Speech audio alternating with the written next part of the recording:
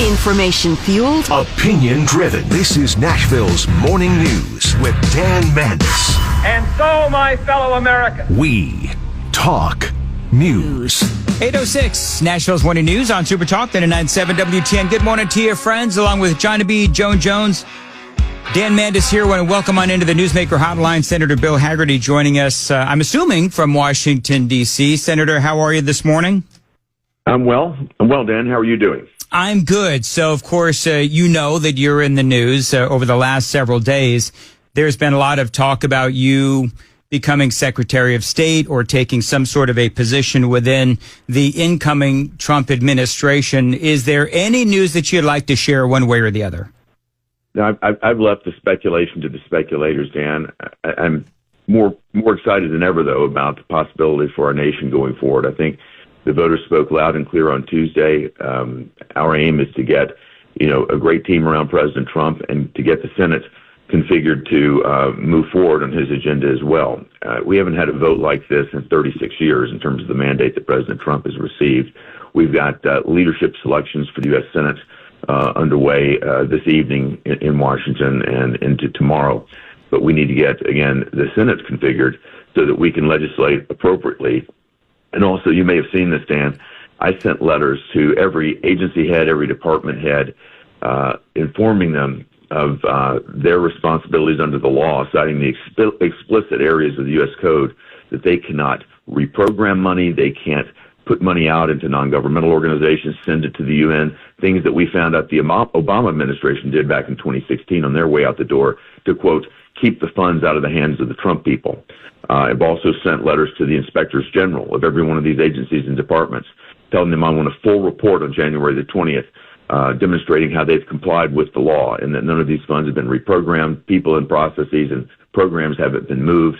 All of the things that we found out, the sort of dirty tricks that an outgoing administration can do and has done to us in the past, we're watching for them, and I'm on the Appropriations Committee, so be watching this like a hawk so I can make certain that President Trump's team, as they come in, are not frustrated with people moving money around, putting sand in the gears, and making it more difficult for us to succeed. Well, as you know, Senator, there's still, despite this mandate, it is shocking to me, probably not shocking to you, but despite the enormity of this mandate that we saw last Tuesday, there still is a very strong contingent of anti-Trumpers, obviously, in Washington, D.C. You've got governors out there, as you know, the governor of California, the governor of Massachusetts, both saying that they will try to Trump-proof their states.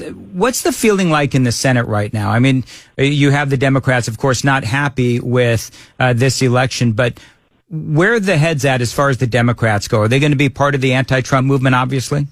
I'm certain they'll get there, but right now they're all pointing fingers at one another. It's like a circular firing squad on their side. Who can they blame? Is it Kamala Harris's fault? Is it Joe Biden's fault? Is it the fault? Frankly, I think it's the fault of the left media and the elite Democrats being just so out of touch with the American people. Dan, I mean, we feel it in Tennessee. The so-called flyover states certainly know it, and I think this elitism and this we know better than everybody else has come back to haunt them greatly because they are just out of touch with America at every level. This experiment in Marxism, we knew wouldn't work. It hasn't worked, and the American people have spoken loud and clear that they don't want any more of this.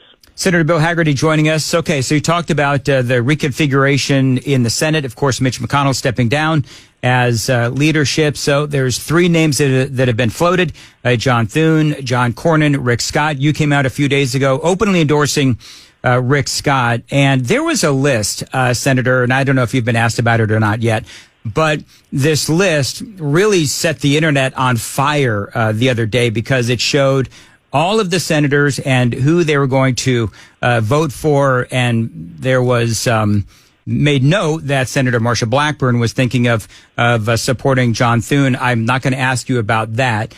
But my question to you would be, do you know of this list? And how accurate do you know it to be, if you know about the list?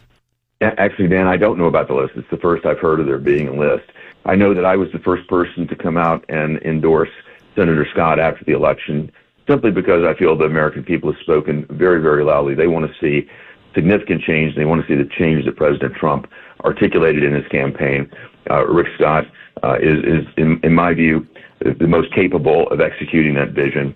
And it was a simple decision for me, and that's who I'll be voting for on Wednesday. What do you think about these votes being done in secret? There's a lot of people that think that these votes should be made public.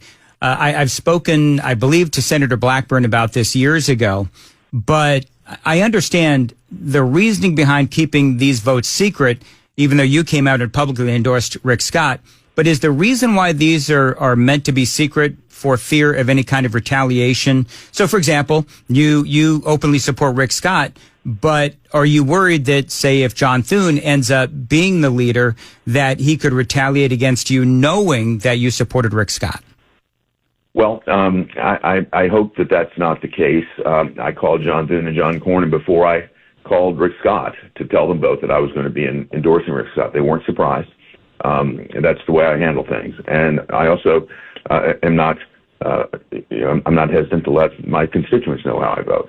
So each person has a different style, Dan. I won't comment on how others address this, but you know how I chose to do it. Are you, when it comes to the secret votes, I mean, is that the reasoning why they want to keep it secret, for fear of retaliation?